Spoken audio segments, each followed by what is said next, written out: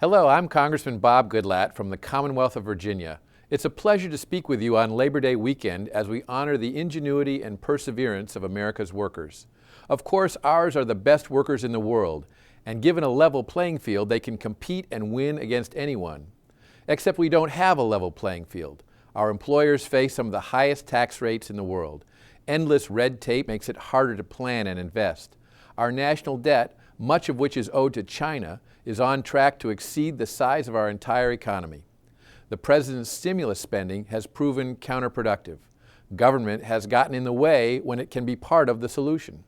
With millions of Americans still asking, where are the jobs? The president should help lead a bipartisan effort to remove government barriers to job creation.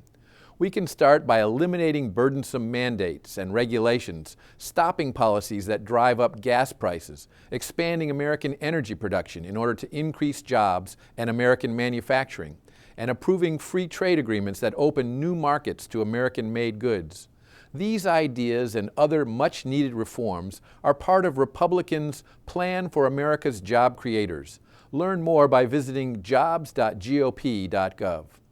While our workers are being held back by Washington, there's nothing in place to stop the federal government from bankrolling further big government spending, the kind that leads to government expansion into private sector jobs, burdensome mandates on job creators, and skyrocketing national debt. For hard-working families, making tough decisions to live within your means is a necessity. For 49 out of 50 states, it's the law. So you're right to expect no less from Washington. This fall, both the House and the Senate will vote on a balanced budget amendment to the Constitution that would force Congress to spend only what the government takes in. This would ensure spending cuts made today don't easily disappear tomorrow.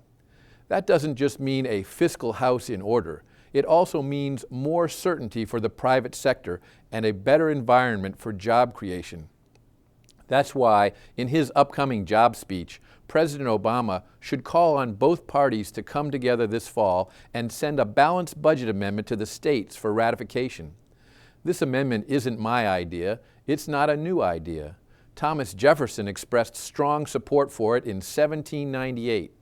On March 2, 1995, the U.S. Senate failed by one vote to send a balanced budget amendment to the states. More than $9 trillion has been added to our national debt since. That's a 180% increase. Imagine how different things would be if the amendment had passed. We cannot afford to make the same mistake. This won't be easy. As you know, a constitutional amendment requires the approval of 2/3 of both houses of Congress before it goes to the states. We need bipartisan support to get the balanced budget amendment across the finish line. So to help spread the word, we set up a website where you can learn more and share information about the importance of a balanced budget amendment. The address is gop.gov/balancethebudget. We'll also be talking about this on Twitter using the hashtag BBA4Jobs. This Labor Day, America's workers are right to ask where the jobs are. You deserve better answers. The policies coming out of Washington aren't getting it done. By focusing on removing barriers to job creation and creating barriers to debt creation, we can get our economy back on track.